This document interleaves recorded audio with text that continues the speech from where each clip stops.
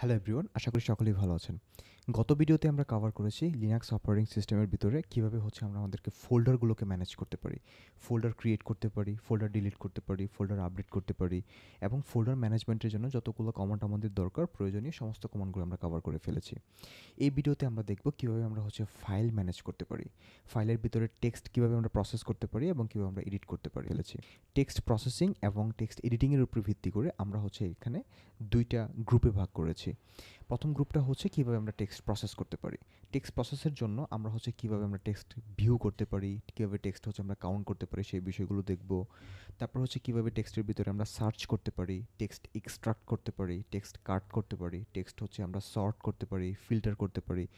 এডাব্লিউকে command use করে কীভাবে আমরা ফাইল বেসড প্রসেসিং করতে পারি এবং ফাইনালি কীভাবে আমরা পাইপসাইন ইউজ করে মাল্টিপল কমান্ডকে আমরা কম্বাইন করতে পারি।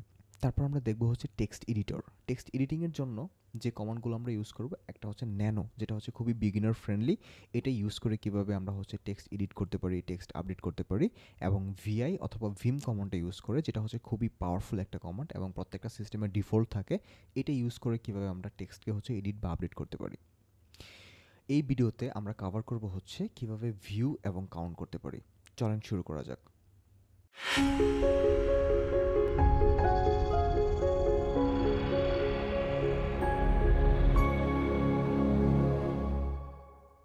আমি বর্তমানে রেগুলার ইউজারের রুট ডিরেক্টরিতে আছি। আমি যদি এখানে ls কমান্ডটা রান করি, দেখব আমরা কী ফাইল ফোল্ডার এখানে অ্যাভেলেবল আছে। আমি দেখব data.txt একটা ফাইল আছে, যেটা আমি তৈরি করে রেখেছি আমাদের টেস্ট করার জন্য। আমি যদি এই ফাইলটাকে রিড করার চেষ্টা করি ভিতরে কী আছে, তাহলে আমি কমান্ড ইউজ করব ক্যাট, যেটার মিনিং কনকেটিনেশন।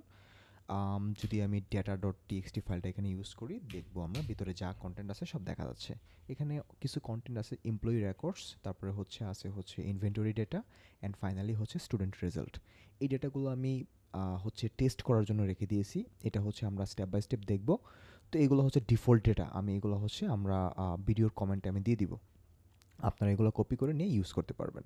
ওকে, দেন আমি যদি এখানে আমরা দেখলাম আমরা ক্যাট কমান্ড দিয়ে আমরা আমাদের ফাইলকে রিড করতে পারি, যেটা আমরা আগেও দেখেছি। এটা কিন্তু ফাইল ভিউ এবং কাউন্টের ভিতরের একটা কমান্ড, যেটা আমরা ফাইলের সমস্ত ডেটাকে আমরা একসাথে আমরা ভিউ করতে পারতেছি ক্যাট কমান্ড দিয়ে। এখন আমি যদি চাই যে আমরা যখন মাইক্রোসফট ওয়ার্ড, পাওয়ার পয়েন্ট বা অন্যান্য যখন আমরা গ্রাফিক্যাল ইউজার ইন্টারফেসে কাজ করি, আমরা কিন্তু সমস্ত ডেটা একসাথে দেখি না, আমরা পেজ বাই পেজ দেখি। আমি যদি সেভাবে দেখতে চাই, তাহলে আমরা ইউজ করতে পারি মোর একটা কমান্ড আছে, মোর দেন data.txt যদি ইউজ করি আমি এখানে, তাহলে দেখাবে আমাকে প্রথমে দেখাচ্ছে 27%, মানে একটা পেজ পরিমাণ ডেটা দেখাচ্ছে, দেন 29%, তারপরে আস্তে আস্তে আস্তে আস্তে ডেটা বাড়তেছে। আমি যদি এন্টার বাটনে ক্লিক করি, তাহলে আস্তে আস্তে পার্সেন্টেজ বাড়তে থাকবে এবং ফাইনালি শেষ পর্যন্ত নিয়ে যাবে আমাকে। অলরাইট, তো এটা মোর কমান্ড। সেম আরেকটা কমান্ড যদি আমরা ইউজ করি, সেটা লেস। আমি যদি লেস কমান্ড ইউজ করি, দেখবো আমরা সেম অবস্থাতেই আমরা ডেটা দেখব, data.txt। আচ্ছা, এখানেও দেখেন আমি যদি ক্লিক করি এন্টার দিই, তাহলে কিন্তু আমাকে ডেটা স্টেপ বাই স্টেপ দেখাচ্ছে। ওকে, এখন আমি যদি চাই যে আমি শেষ পর্যন্ত যাব না, আমি এইখান থেকে কুইট করব, মানে আমি দেখা শেষ করে ফেলবো, তাহলে আমি সিম্পলি একটা কিউ বাটন প্রেস করব। কিউ বাটন প্রেস করার সাথে সাথে আমি কিন্তু এখানে আবার আমার কমান্ড লাইন ইন্টারফেসে চলে আসছি।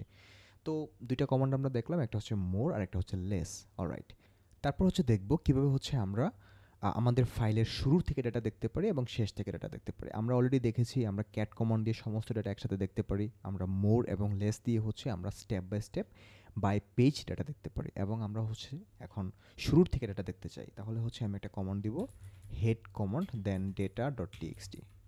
যদি আমি এখানে ইউজ করি, কমান্ডটা দিয়ে দেখব আমরা শুরু থেকে 10 লাইন দেখতে পারতেছি। আমি দেখলাম 1 2 3 4 5 6 7 8 9 10, শুরু থেকে 10টা লাইন আমরা দেখতে পারতেছি এই কমান্ডের মাধ্যমে।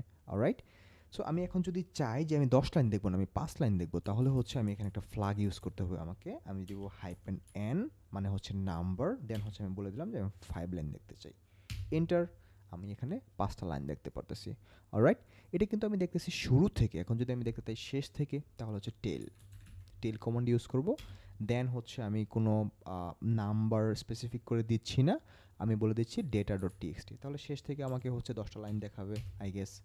অলরাইট, এখানে দেখেন দেখাচ্ছে 1 2 3 4 5 6 7 8 9 9টা দেখাচ্ছে, তাই না? এখানে একটা ফাঁকা জায়গা দেখাচ্ছে, কিন্তু এটাও কিন্তু লিনাক্সে হচ্ছে আমরা যদি এমটি স্পেস ইউজ করি ইটসেলফ একটা ডেটা। এখানে কিন্তু একটা এমটি স্পেস আছে এবং ফাঁকা লাইনটাও কিন্তু একটা লাইন, তো এটাও একটা ডেটা। তাহলে 1 2 3 4 5 6 7 8 9 10 দেখেন শেষ থেকে আমাকে 10টা ডেটা দেখাচ্ছে। অলরাইট, এখন আমি যদি চাই যে শেষ থেকে 5টা দেখব, তাহলে হচ্ছে আমি দেখব টেইল হাইপেন এন মানে নাম্বার, কয়টা নাম্বার দেখব? 5টা দেখব। দেন হচ্ছে ডেটা ডট টিএক্সটি ইউজ করতেছি। দেখেন আমি লাস্ট থেকে হচ্ছে 1 2 3 4 5 5টা লাইন আমরা দেখতে পারতেছি। অলরাইট, এই হচ্ছে হেড আর হচ্ছে টেইল। তারপর যদি আমি দেখতে চাই আরেকটা কমান্ড আছে যেটা হচ্ছে খুবই কমনলি ইউজ হয়, যেটা হচ্ছে ডাব্লিউসি। কমান্ডটার মিনিং হচ্ছে ওয়ার্ড কাউন্ট যদিও, কিন্তু এটা দিয়ে আমরা হচ্ছে লাইন কাউন্ট করতে পারি, আমরা এটা দিয়ে হচ্ছে ওয়ার্ড কাউন্ট করতে পারি এবং হচ্ছে আমরা ক্যারেক্টার কাউন্ট করতে পারি। তো আমি যদি ডাব্লিউসি ইউজ করি এবং হচ্ছে আমি বলে দিই যে আমি হচ্ছে এখন লাইন কাউন্ট করতে যাচ্ছি, তাহলে একটা ফ্ল্যাগ ইউজ করব হাইপেন এল। এই এল ফ্ল্যাগটা দিয়ে বোঝায় হচ্ছে লাইন কাউন্ট। দেন আমি বলে দিব কোন ফাইল, ডেটা ডট টিএক্সটি। এখানে কয়টা লাইন আছে আমাকে গুনে দিবে, 49টা লাইন এখানে অ্যাভেলেবল আছে, তো দেখাচ্ছে এটা। এখন আমি যদি চাই যে ওয়ার্ডগুলোকে কাউন্ট করতে, ডাব্লিউসি দেন হচ্ছে ডাব্লিউ, এটা হচ্ছে ওয়ার্ড কাউন্টের জন্য, দেন ডেটা ডট টিএক্সটি দেখাচ্ছে। এন্টার দিচ্ছি, দেখেন দেখাচ্ছে এখানে 58টা ওয়ার্ড অ্যাভেলেবল আছে, সো দেখাচ্ছে। তারপর যদি আমি কাউন্ট করতে চাই, আমার ক্যারেক্টার কাউন্ট করতে চাই, ডাব্লিউসি ওয়ার্ড কাউন্ট দেন হচ্ছে সি, এটা হচ্ছে ক্যারেক্টারের জন্য, দেন ডেটা ডট টিএক্সটি। যদি এন্টার দিই দেখাবো কতগুলো ক্যারেক্টার অ্যাভেলেবল আছে। এখানে হচ্ছে 1281 ক্যারেক্টার অ্যাভেলেবল আছে এই ডেটা ডট টিএক্সটি ফাইলের ভিতরে।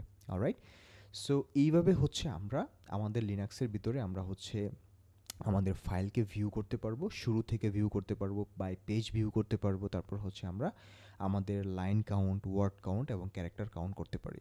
অলরাইট, আশা করি বিষয়টা আপনাদের কাজে লাগবে। পরবর্তী ভিডিওতে আমরা দেখব কীভাবে হচ্ছে আমরা সার্চ করতে পারি। সে পর্যন্ত সবাই ভালো থাকবেন।